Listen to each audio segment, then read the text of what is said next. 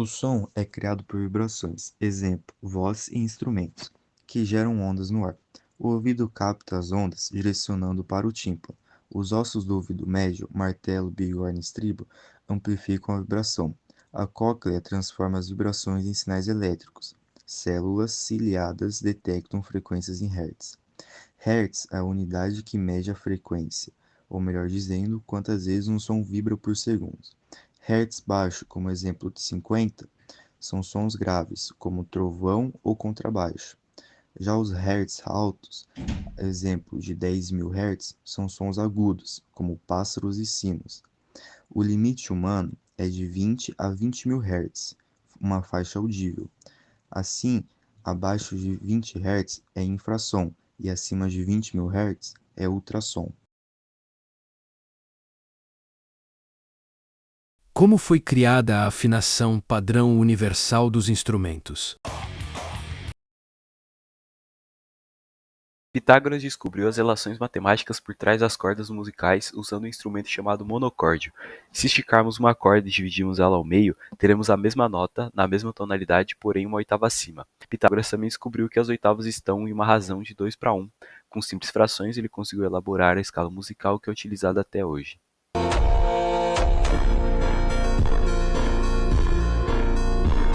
O coração do sistema, o captador.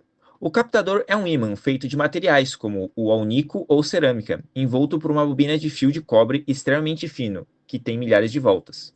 O ímã dentro do captador cria um campo magnético estático ao redor das cordas da guitarra. É crucial que as cordas sejam de metal, ferro, níquel ou aço, para que interajam com esse campo. A vibração que gera a corrente. Quando você toca uma corda, ela vibra dentro desse campo magnético. Essa vibração perturba o campo magnético, fazendo com que ele flutue na mesma frequência da vibração da corda. A magia da indução eletromagnética. Segundo a lei de Faraday da indução eletromagnética, um campo magnético variável perto de uma bobina de fio induz uma pequena corrente elétrica dentro desse fio.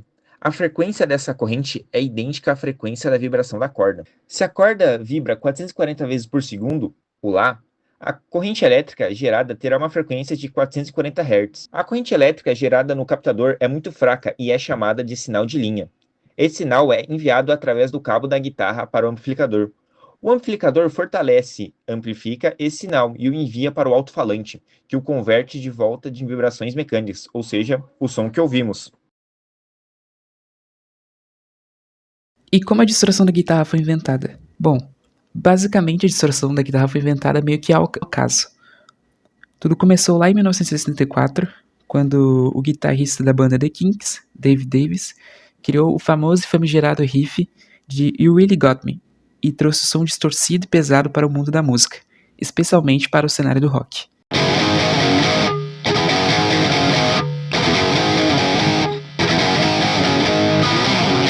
Para você que não sabe, esse seria o som limpo da guitarra.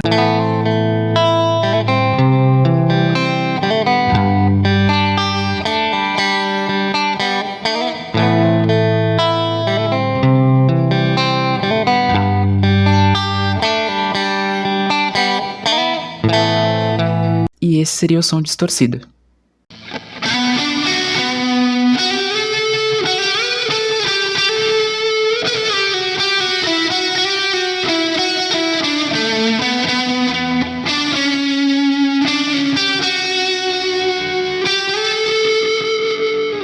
Para criar esse som distorcido, Dave danificou seu amplificador em um ato de fúria enquanto tocava sua guitarra, pois na época ele queria muito se casar com sua namorada que estava grávida, porém não tiveram a permissão de seus parentes, que alegaram ser muito jovens para se casar. Então, enquanto Dave Davis tocava guitarra e tentava compor novas músicas, ele pegou uma navalha e cortou o cone do alto-falante do seu amplificador, e enfiou um alfinete no cone rasgado para criar um contato irregular e conectou esse amplificador danificado a um outro amplificador maior, resultando em um som sujo, agressivo e alto.